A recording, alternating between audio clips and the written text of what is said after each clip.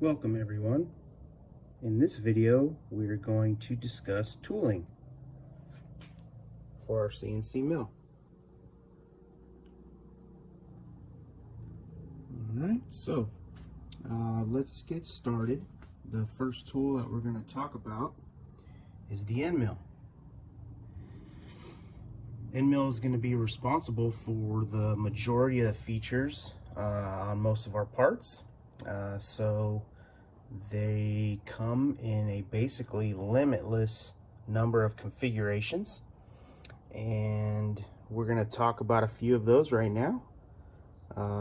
Again, this is definitely not intended to be comprehensive, but we're going to scratch the surface and get a little bit of information on tooling. So for a standard end mill, the first thing we need to figure out is the diameter, right? So this is a 1/2 inch diameter end mill, and it's a flat end mill because the corners are sharp. So sharp corner end mill is called a flat end mill.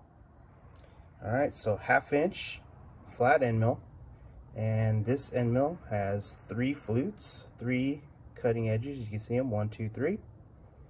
So typically this end mill would be used for aluminum or plastic material. For steels, you're going to get into more flutes like these here, 4 and 5 flute end mills. Majority of them are going to be made out of carbide. They also do make high-speed steel end mills.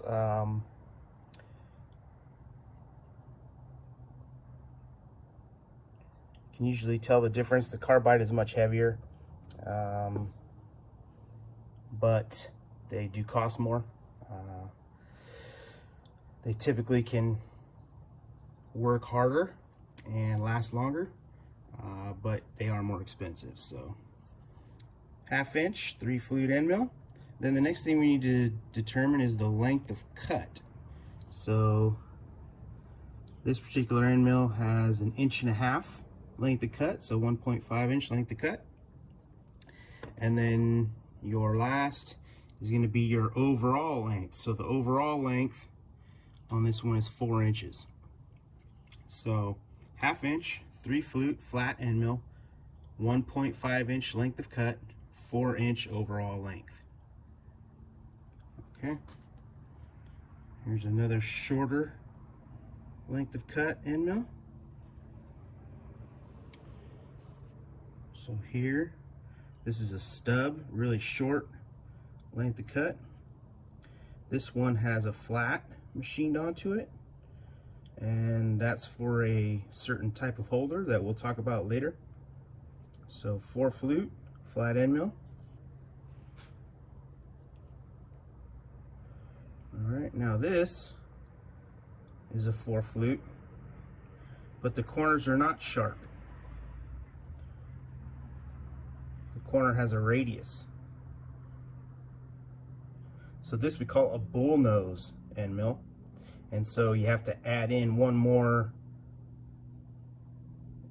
thing to the description, and that's actually the radius, that radius on that edge. All right, so the bull nose is typically going to use for roughing out of hard materials, steel, stainless steel, and such. Those types of materials tend to break down the sharp edge end mill. So normally in those harder materials, you're going to use the flat end mill for finishing and the bull nose end mill for roughing.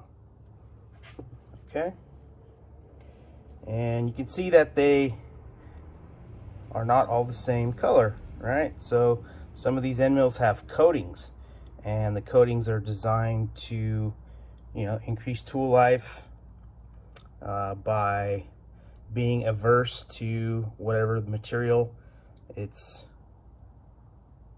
supposed to be cutting. All right, so here we go with the 5 flute 1/2 inch end mill, flat end mill, sharp corner. All right, and another This is actually a 3/8 5 flute. All right, and you can see that the distance between the flutes is less, right? It's a high helix, so that's another determining factor in your end mill. Okay. So here we have a reduced shank. So this would be the portion, this would be the portion here that you would hold on to, and then the shank from here is reduced all the way up to the flutes.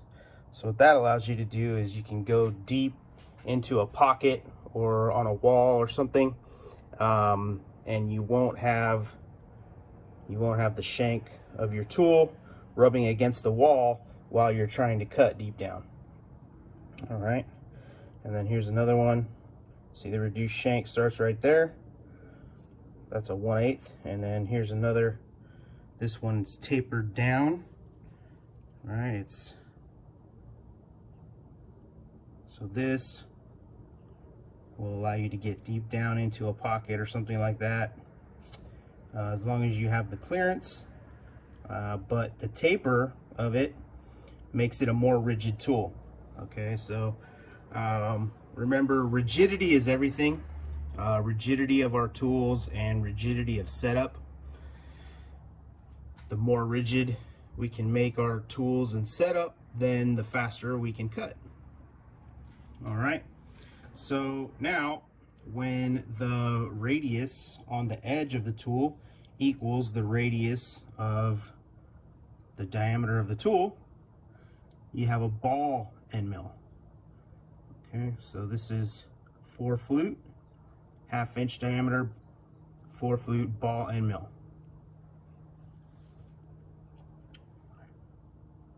Two flute ball end mill.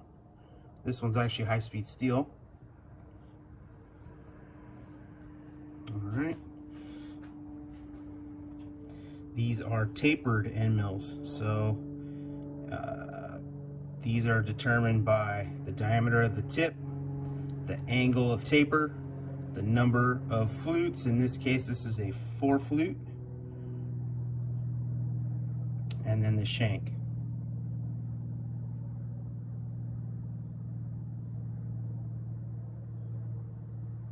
All right. Next, we have corner rounding end mills, not to be confused with the corner radius, which is what the bull nose is. This is a corner rounder, so this will put a radius around the edge of your part. Okay, and so this is designated by the tip diameter, again, number of flutes, and the radius that you get. Okay, here's another configuration, 2 flute. All right. And then we have chamfering end mills. Okay, so these we typically use to sort of finish the edges of our part, to deburr and break the edge. So you can see this one is actually double-ended, and these are determined by diameter, angle of the chamfer, and number of flutes, and whether it's single end or double end. So this is a single end. Okay, and the difference is, so you say, all right, this is an angled cutter, and so is the tapered end mill, right? So the chamfer mills don't really usually come in a wide range of angles, typically 30, 45, and 60 degrees. Whereas the tapered end mills, you can get, you know, this one here is like 3 degrees, 7 degrees, different weird numbers like that. So that's your main difference there. All right, and then we have key cutters. So key cutter is, we'll put a slot or a keyway. So this is determined by the diameter of the cutter, the number of teeth, and the shank diameter. Okay, this is a 2 flute, and this one actually has carbide inserts brazed onto it. So that's a pretty unique configuration. All right, So now let's start getting into some hole making tools. So when we're drilling our holes, we're going to start off with either a center drill or a spot drill. And this will allow us to precisely locate the center of our hole, and so that the drill will drill on center. All right. Typical drills here, these are both the same diameter drill. They are called stubby for the short one, and jobber is the normal length one here. So stubby, jobber. There are longer, of course, end mills, taper length, extended length, and that sort of thing. Again, programmer just needs to decide what is appropriate for the job and then designate that. This here is a Silver and Deming drill, and you can see the reduced shank here, right? Sometimes you have to drill a bigger hole than what you can actually hold if it was a straight shank, so they have these reduced shank. Silver and Deming, they're 1/2 inch diameter shank, and then you get your different size of drill.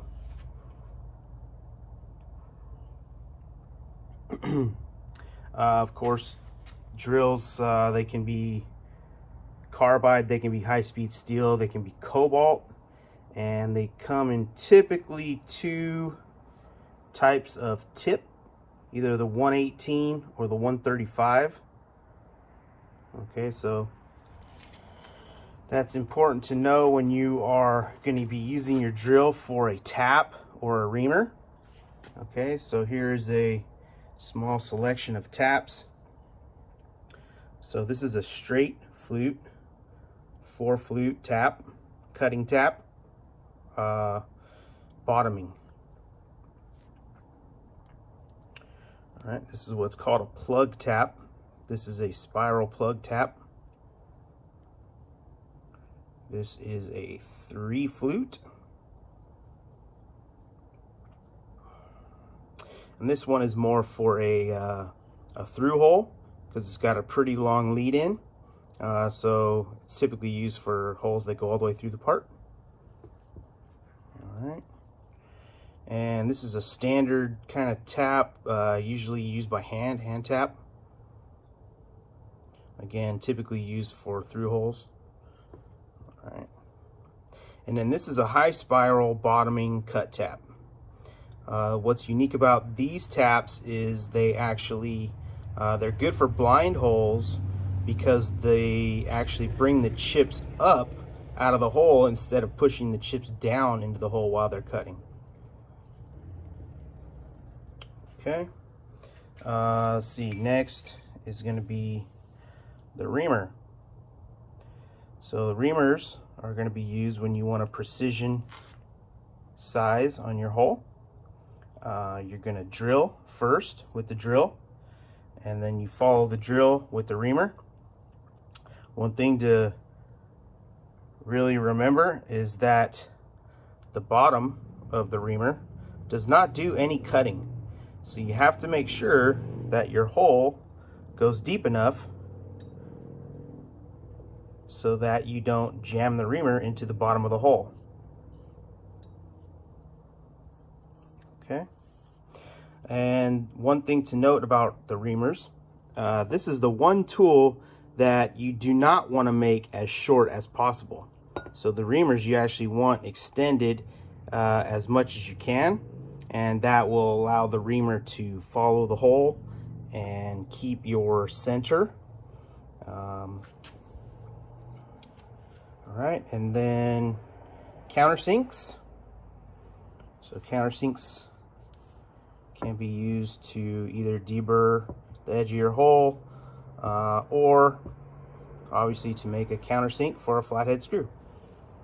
So the last thing we'll talk about is insert cutters. Okay, so we have a couple of different kinds of insert cutters here. Again, almost limitless variations of different types of insert cutters, but these are some pretty typical ones that you'll find. This one here on the left is a face mill. Okay, so the inserts are removable.